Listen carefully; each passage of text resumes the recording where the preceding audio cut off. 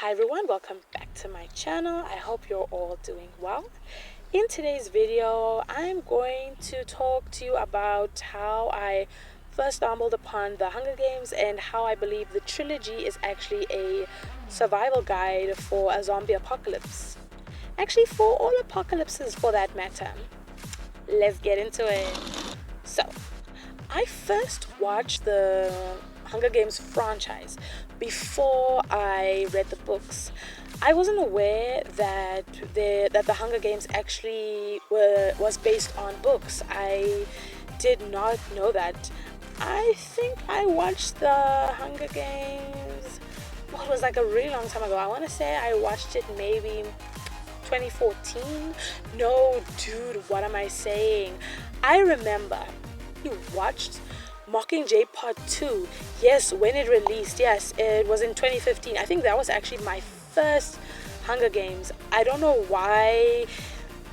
I don't know, yeah, why we watched that, but I know my mom and I, we never watched things from the beginning. We will always, sometimes we'll watch a season and it will be season 2, and then we're like, shit, we're supposed to first watch the first season. Anyways, yes, I first watched Mockingjay Part 2. Then when I had watched that, then I went and watched the first one, and then I watched all the previous ones.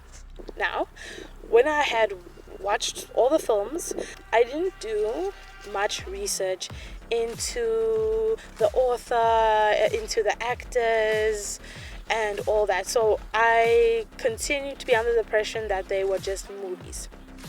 Then, when I went to an animal rescue organization, I went to their charity shop where they sell lots of secondhand books. Oh my gosh, that's like paradise for me. And then when I went to that charity shop, I bought The Hunger Games, Twilight, Game of Thrones, a bunch of other books, but those are the ones off the top of my head. And then, even though I picked up those books, I didn't realize that those books were adapted into the movies that I love. I didn't realize that. Then a few years later, I was going through like a really difficult patch. Then I picked up the books. I picked them up and I started reading. Then when I read the books, my whole life changed, because then it explained some of the scenes that I didn't understand when I watched the movie. Especially because in the movie they don't go into huge detail about Katniss's struggle after her father died and when her mother basically mentally checked out.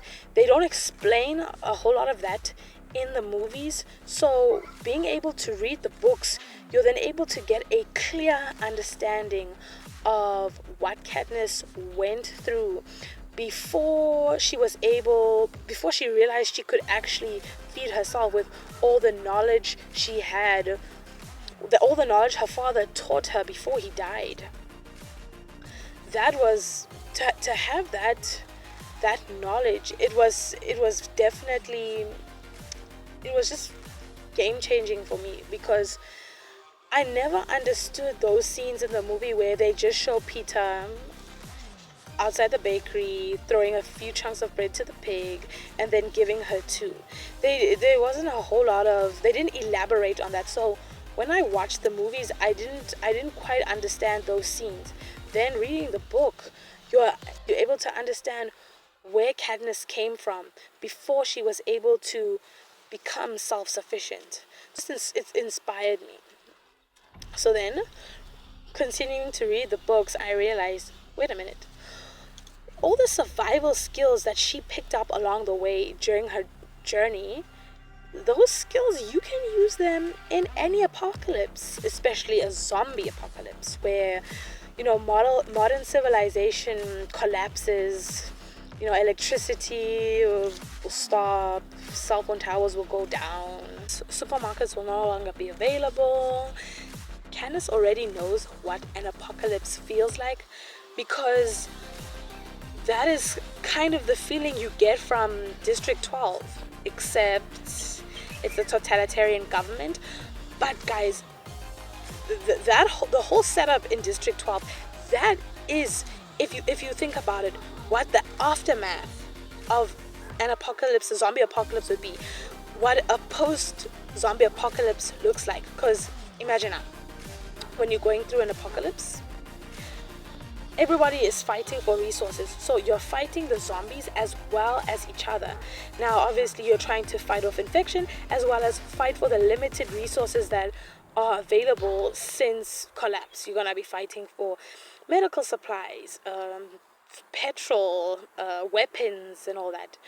When humanity has gone to shit, there will be a group of people that will want to restore order to the world. Will now have a capital situation. You will have a President Snow situation where now you have this group of people, they want to reorder civilization, where now, like now you're taking the Hunger Games, where you will have this central government, and then you will have, yes, the 13 outlying districts. So now you will have, again, the central government, and then all the survivors of a zombie apocalypse now are subservient to that central power. So now things have become, if you thought things were chaotic during the zombie apocalypse, it's going to be even more chaotic post-apocalypse, because now you have to survive not only, well, zombies, because then you see these people now, they're like, no, we're offering you protection from the zombies, but they're the ones that are oppressing you. So that is something to watch out for during an apocalypse. Never mind the zombies. It's how the world reacts to that apocalypse, especially those group of people that have like waited their whole lives for such an opportunity to be able to reorder society, to instill their rules, their beliefs, how they see the world. That is more scary, I think, than the zombie itself, because then imagine when you've been in an apocalypse long enough, you will be equipped with the skills to deal with the zombies. They won't be, as threatening. Obviously, what is threatening about zombies is their numbers. Like, one or two you can easily take care of. It's when they're in numbers. Zombies in numbers, yeah, that is what becomes a huge threat, because if you are, let's say, a group of 10 people against 100 zombies, yeah, chances of survival is impossible. This is not no movie where 10 people can magically kill 100 zombies. Because now, you take District 12. It is enclosed with a fence. Now, in the book, that fence is supposed to be a deterrent for wild animals.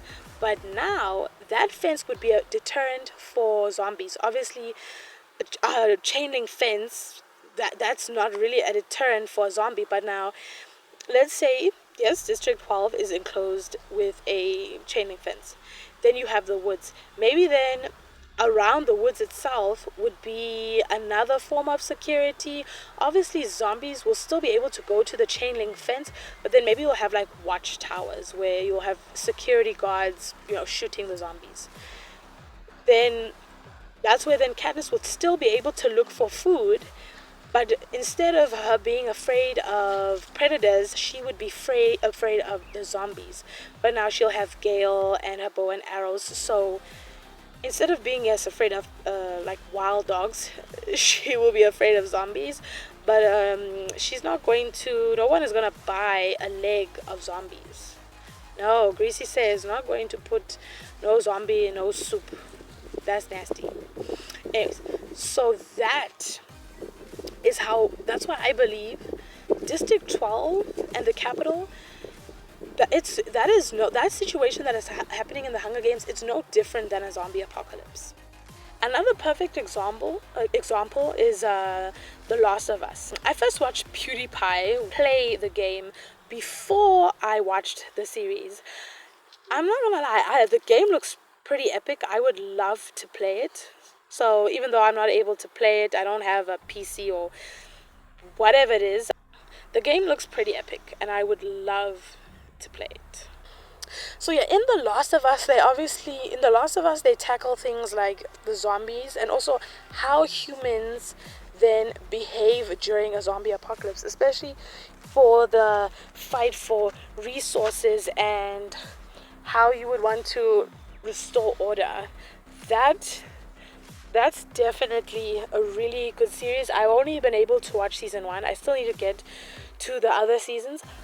Another one that is also a perfect example is The Walking Dead. I haven't been able to watch that. I've heard about it and seen all of the spin-offs that have been created. Those are really nice zombie survival apocalypse series. I really love those ones. And what's interesting is I still want to watch it, but now in those situations, to now know what are you up against, what zombies are you up against.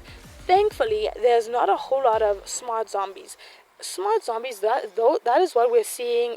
Well, that's what we saw in 28 years later. I don't want smart zombies. I prefer the dummies. Because if you're in a zombie apocalypse, you need to know what zombies are you up against.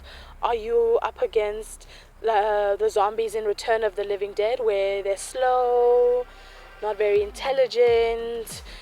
You know, you have a chance at defeating them, especially if they're in small numbers. Then, if you have zombies like in the 28 Day Later franchise, where they can run hella fast, then you need to know what kind of strategy do you have to make to defeat those zombies.